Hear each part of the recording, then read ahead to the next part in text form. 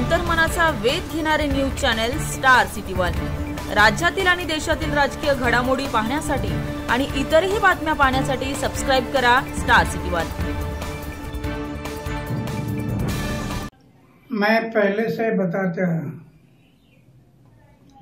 कि चुनाव लड़ते समय उम्मीदवार का आचार शुद्ध होना, विचार शुद्ध होना, जीवन निष्कलंक होना, जीवन में त्याग होना और अपमान पीने की शक्ति होना, ये गुण अगर उम्मीदवार में है तो मतदारों को विश्वास आता है ये हमारे लिए कुछ करने वाला है। मैं बार बार बताते गया, लेकिन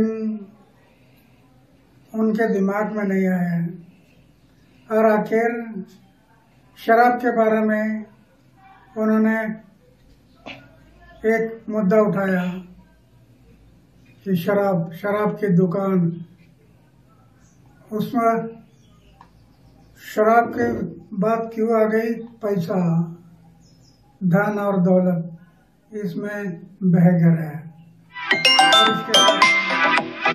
इस शराब के कारण वो बदनाम हो गया है।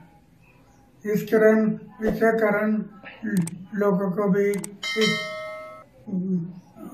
मौका मिला कि ये चारित्र के बारे में